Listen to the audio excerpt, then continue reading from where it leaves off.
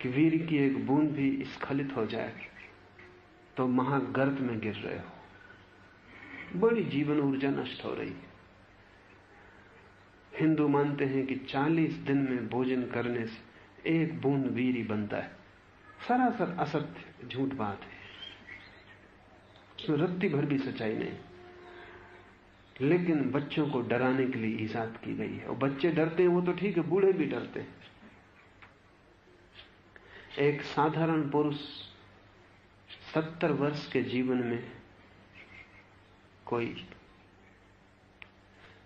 आसानी से 4000 बार संभोग कर सकता है।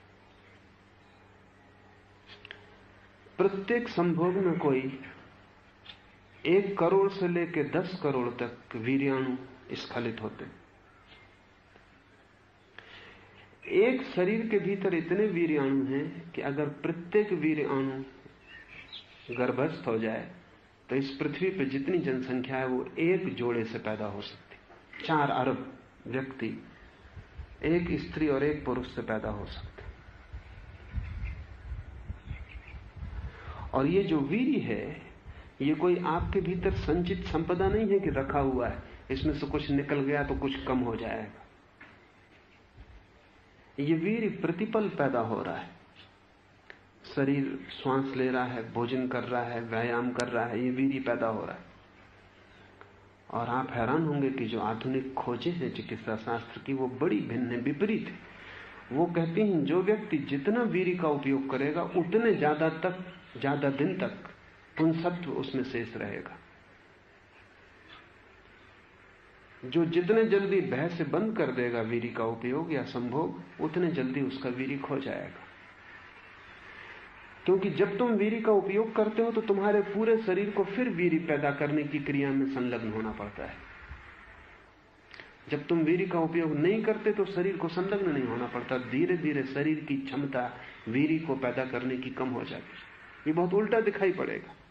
जो लोग जितना ज्यादा संभोग करेंगे उतनी लंबी उम्र तक संभोग करने में समर्थ रहेंगे। जो लोग जितना कम संभोग करेंगे उतने जल्दी रिक्त हो जाएंगे और चुक जाएंगे। तो पश्चिम में चिकित्सक समझाते हैं कि बुढ़ापे तक 70 और 80 वर्ष और 90 वर्ष तक भी अगर संभोग जारी रखा जा सके तो तुम्हारे ज्यादा जीने की संभावना है, क्योंकि शरीर तुम्हारा ताजा रहेगा। वीर्य बाहर जाता है तो नया वीर्य शरीर पैदा करता है और नए वीर्य में शक्ति होती, ताजगी होती। पुराना वीर्य धीरे धीरे बासा हो जाता है, जड़ हो जाता है। और वीर्य की जड़ता के साथ तुम्हारे पूरे शरीर में जड़ता व्याप्त हो जाती। हमें यहां हैरानी होती, पश्चिम में हम सुनते हैं कोई 90 वर्ष का व्यक्ति शादी कर रहा है। हमें बहुत हैरानी होती कि शादी का क्या प्रयोजन है अब। लेकिन पश्चिम में 90 वर्ष का बूढ़ा भी संभोग कर सकता है, और करने का कारण सिर्फ यह है कि वीर्य के संबंध में सारी धारणा बदल गई और वैज्ञानिक धारणा सच्चाई के ज्यादा करीब है। जीवन के सभी अंगों में यह बात सच है कि उनका तुम उपयोग करो तो वो सक्षम रहते। एक आदमी चलता रहे, बुढ़ापे तक चलता रहे तो पैर मजबूत रहते। चलना बंद कर दे, पैर कमजोर हो जाते। एक आदमी मस्तिष्क का उपयोग करता रहे आखिरी क्षण तक तो मस्तिष्क ताजा रहता है। उपयोग बंद कर दे, मस्तिष्क जड़ हो जाता है। सारी इंद्रियों का जीवन उपयोग पर निर्भर है, क्रियात्मकता पर निर्भर है। तुम जिन इंद्रियों का उपयोग करते हो वो उतने ही ज्यादा दिन तक ताजी रहेंगी। और वीर्य भी एक इंद्रिय है, उसके लिए कोई अपवाद नहीं है, वो भी शरीर का ही अंग है। शरीर का नियम यह है कि तुम जितना ज्यादा उपयोग लोगे उतना ज्यादा जीवंत रहेगा। तुम भयभीत हुए, डरे, उपयोग बंद किया, उतने ही जल्दी शरीर क्षीण हो जाएगा। और ये एक दुष्ट चक्र है, क्योंकि जो व्यक्ति डरता है, कम उपयोग करता है, शरीर क्षीण होता है, क्षीण होने से और डरता है, और डरने से अपने को और रोकता है, और रोकने से और क्षीण होता है। फिर कोई उपाय नहीं, फिर उसने एक रास्ता पकड़ लिया जिस पर वो जल्दी ही मिट जाए। भय रोकता है, रोकने से हम मरते हैं। निर्भय होकर जीवन को ऐसा उपयोग करो। रोजा लग्जमबर्ग ने, एक जर्मन महिला ने कहा है जैसे कोई मसाल दोनों तरफ से जले, ऐसे जलो। घबराओ मत, तुम ज्यादा जलोगे। जीवन बड़ा विराट है, तुम्हारे दिए में बहुत तेल है, लेकिन तुम जलाओ ही ना बाती को, भयभीत हो जाओ तो तुम रुक जाओगे। सारी दुनिया में पुरानी संस्कृतियों सभ्यताओं ने वीर के संबंध में बड़ा भयभीत किया है लोगों को। इसके कारण, क्योंकि जैसे ही कोई व्यक्ति वीर के संबंध में भयभीत हो जाता है, उसे गुलाम बनाना आसान है। आपने उसकी जड़ पकड़ ली, वीर जड़ है। अगर किसी व्यक्ति को काम वासना के संबंध में बहुत अपराध से भर दिया, तो यह व्यक्ति न तो विद्रोही रह जाएगा, न शक्तिशाली रह जाएगा, और सदा अपराध की भावना इसको दबाएगी। अपराधी को दबाना बहुत आसान है।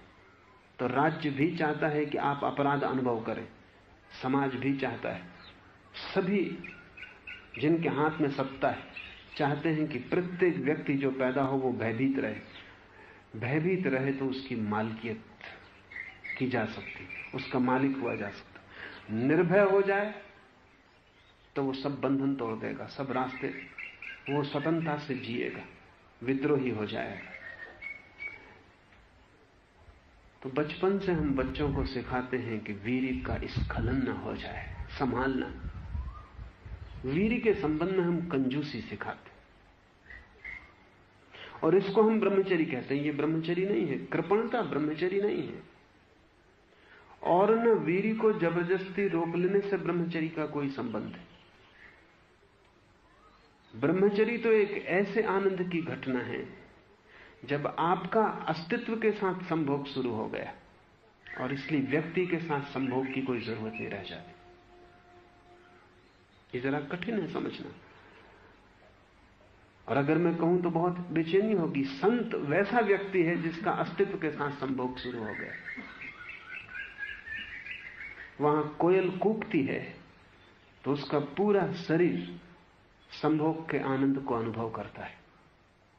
वहां वृक्ष में फूल खिलते हैं तो उसके पूरे शरीर पर जैसी संभोग में आपको थिरक अनुभव होती है, उसका रोआ रोआ वैसा थिरकता है और नाचता है।